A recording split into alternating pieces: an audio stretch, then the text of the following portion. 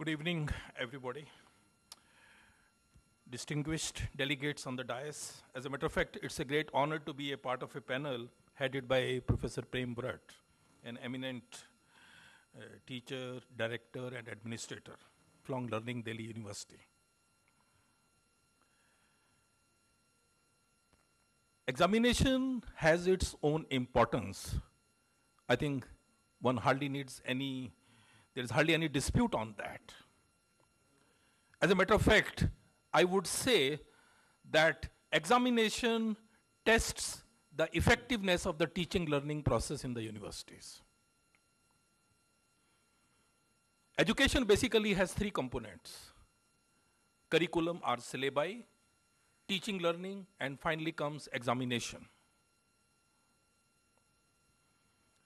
When I say that examination tests the effectiveness of the teaching learning process, it basically means that it tests whether the teaching and learning which has been done is able to meet the goals of education which we desire.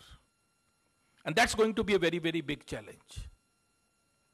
I remember a few years back, India Today carried out a survey.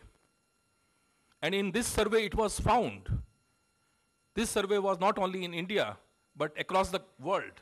And it was found that Indian students did very well in questions requiring rote learning. And they fared very poorly in reasoning-based and analytical questions. Now the question is, are students to be blamed for this? Certainly not. Students will do as the system will demand. It is said that assessment drives learning. The way you start assessing the students will start learning in that way. If you all remember, CBSE a few years back introduced HOTS, higher order thinking skilled questions. And as soon as these questions were announced, every school started laying emphasis on such questions because nobody wanted their school's results to suffer. So that's another example of how assessment drives learning.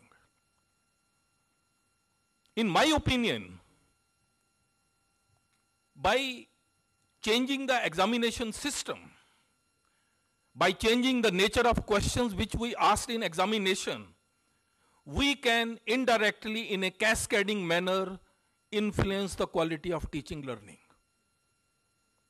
I think this is a very, very important point.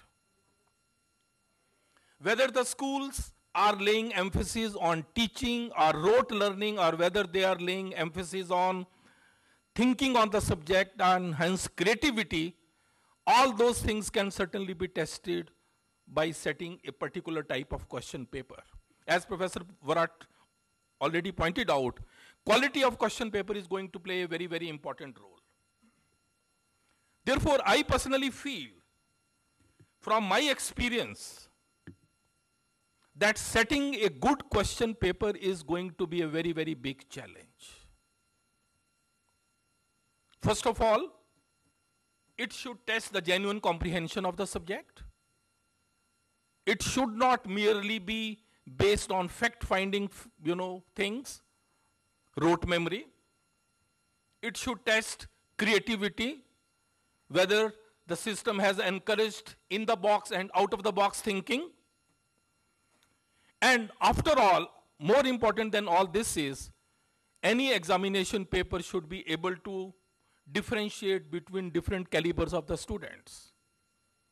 Sometimes students say, sir, the paper was too easy. That's not fair to very serious students who have done very hard work.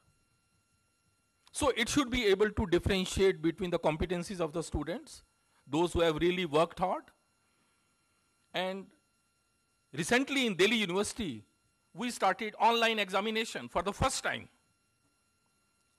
Last year it was the second year. And it was a big challenge for us. When we started online examination in one discipline, the biggest challenge was how to set up the question paper. It was decided that we will go for objective type questions. We set up multiple choice questions. But then it was also emphasized that those multiple choice questions should be testing not only knowledge, but also understanding and application part. And then those questions should also be of different difficulty levels, so that the brightest student you are able to identify or come out, yes, he or she is the brightest. It was a very, very big challenge for us. We have to train our teachers, we have to tell them how to set question papers, and still we are not fully happy with what we have achieved. So that's what I really wanted to say, that setting quality question paper is going to be a very, very big challenge. Just look at IIT entrance examinations. All those students who get more than 95 or 98%, sometimes in joint entrance examination of IIT, they do not get even 20% marks. Because the nature of the questions is different. They test genuine comprehension of the subject, interlinking of the concepts. So I think this is going to be a very, very important factor in future if we really have to improve the assessment part in the universities. As it was said that ICT can play a very, very important role, but ICT alone cannot do, it has to be really supplemented with all these training programs, all this what I have already told you. In my opinion, as Professor Borat initially pointed out in his remarks, that the number of students appearing for such examination is increasing, and conducting the examination all over the country, especially in his technical university, was a big challenge. I think those logistics can certainly be met. That should not be a very big problem.